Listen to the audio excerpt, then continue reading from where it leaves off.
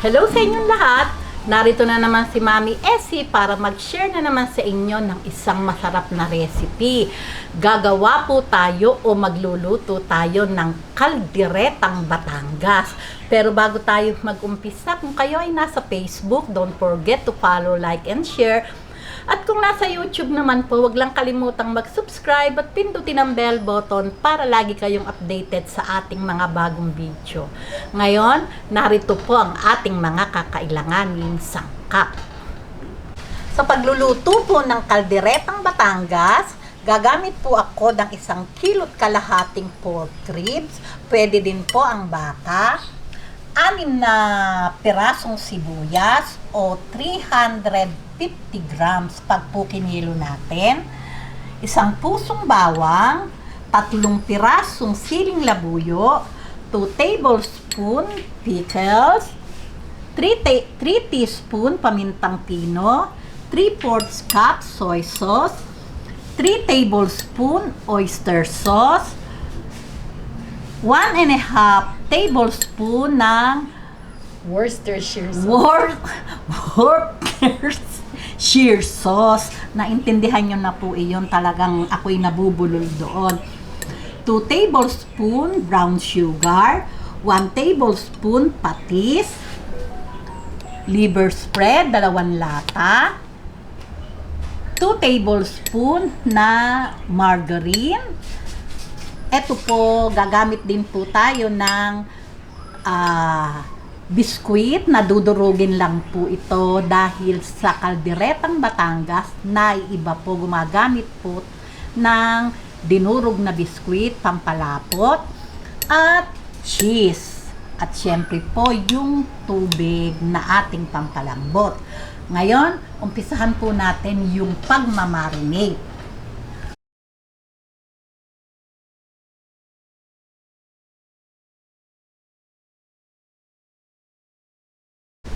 Umpisahan na po natin yung pagmamarinate. Maglalagay po ako ng 1/2 cup dito sa ating imamarinate. Ayan. Yung pong matitira, gagamitin po natin yan mamaya sa ating pagluluto. Ay, naku, natapon. Itong pickles, maglagay po tayo ng 3 teaspoon o 1.5 tablespoon. Paminta, 2 teaspoon. At ito again, Worcestershire sauce. Okay na ba? Ayan, mamarinate po natin yan. Okay, yun pong ating natirang soy sauce. Heto po, gagamitin po natin yan mamaya sa ating pagluluto at yun pong paminta. Okay?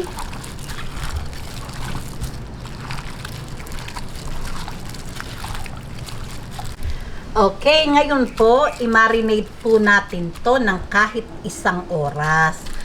Ngayon, kung may time po kayo, syempre, mas madali po.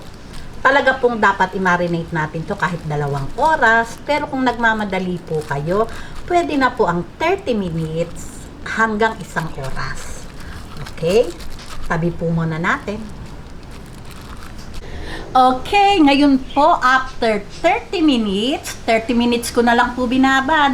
Kasi po ay nagmamadali na po, tanghalian na po kami. Okay, umpisahan na po natin yung paggigisa. Lagay po natin ng margarine. Ayan.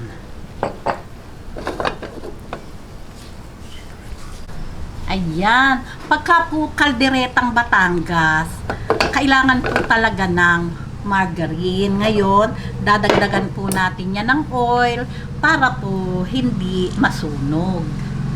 Ayan, ganyan lang po. Isahan na po natin yung paggigisa.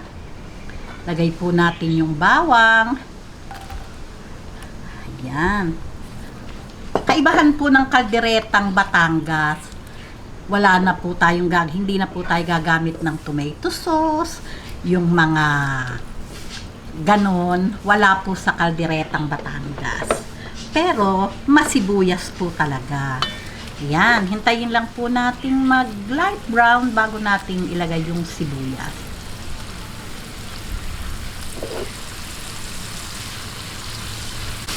Ayan. Medyo ilalagay ko na po itong siling labuyo para tumalab yung anghang. Masarap po naman talaga yung maanghang-anghang. Lagay na din po natin yung sibuyas. O, di po ba? Kailangan po talaga ay maraming sibuyas. Itong pong sibuyas, talaga pong ating gigisahin-gisang-gisa. Palalambutin po talaga natin bago natin ilagay yung pork ribs. Ayan. Ayan lang po natin lumambot. Ayan. Pagka po ganitong malambot na talaga yung sibuyas, lalagay na po natin itong ating minarinate na pork ribs.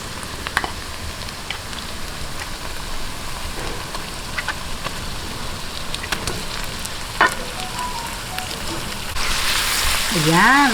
Ngayon po, pabayaan po natin itong magisang-gisa doon sa maraming sibuyas hanggang sa lumabas yung sariling katas ng pork ribs. Ayan. Okay, tatakipan po natin. At magbabalik po ako pag lumalabas na po yung juice ng ating pork ribs.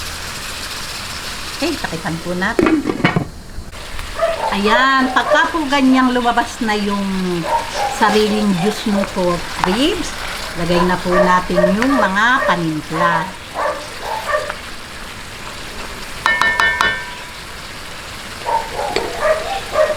Ito po yung natirang soy sauce,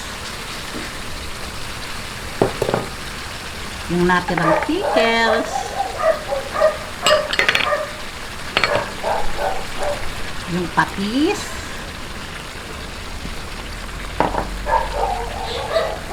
oyster sauce,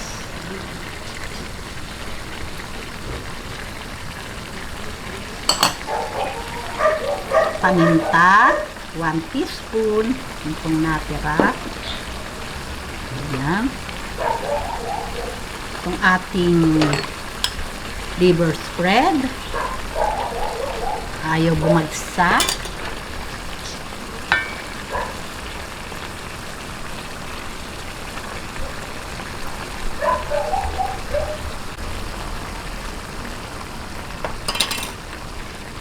Yan. Bali po 2 latang maliit ring ating liver spread. Haluin na po natin. Lagay po natin itong ating pinagmarinatan. Ayan, sabay-sabay lang po lahat. Haluin lang po natin para mag-mix. Yan, o, tipo ba, napakaganda ng kulay.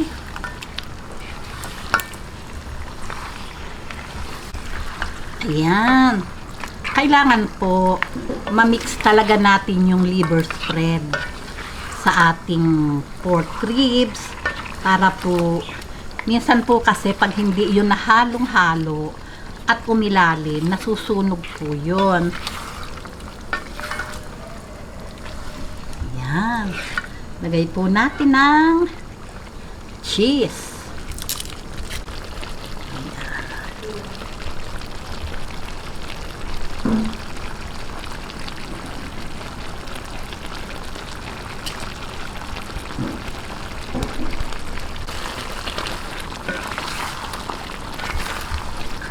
Ayan, haluin lang po natin mabuti.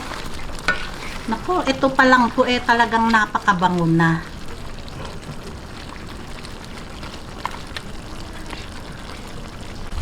Okay, ngayon po atin na itong palalambutin. Ayan, bibigyan po natin ng water. Ayan. Kung ano po kayo, nagtubig at medyo sa tansya nyo, natutuyuan na siya, matigas pa yung ating nabiling ribs, pwede po nating dagdagan ng tubig hanggang sa lumambot. Okay. Takipan po natin at magbabalik po ako pag malambot na itong ating pork ribs.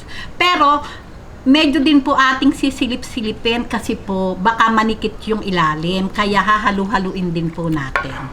Okay, takipan ko na po.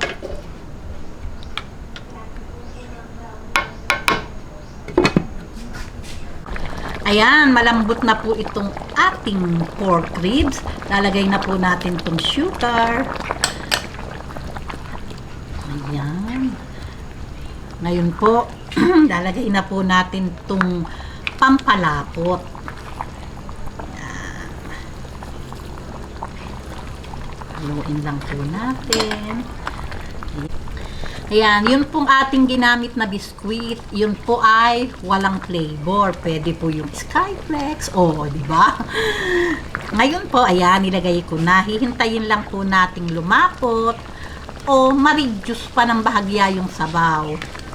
Ayan, pabayaan lang po natin kumulo. Ayan, ganyan lang po. Ayan. Ayan, pagka po ganito na, tingnan nyo, napakaganda na ng lapot. Ganito po talaga yung kalderetang Batangas. Medyo siya masabaw. Okay, papatayin ko na po ang apoy at ready to serve na po ito. Kaganda. Pati kulay, napakaganda. Ayan, atin na pong sandukin. Ready na po para sa pananghalian. At syempre po, tikiman na po tayo.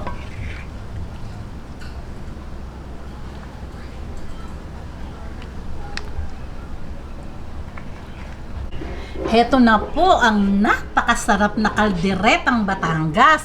Ready na po para sa aming pananghalian. Talaga naman pong simpleng-simple lang pong lutuin, pero talaga naman pong yummy. Di po ba? Paano po? Tikiman na po tayo. Okay, ngayon po, tikiman na po tayo. Medyo may kaanghangan.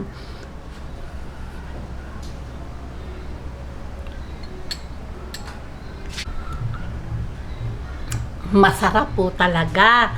Simple lang po yung ating mga sahog, pero yummy.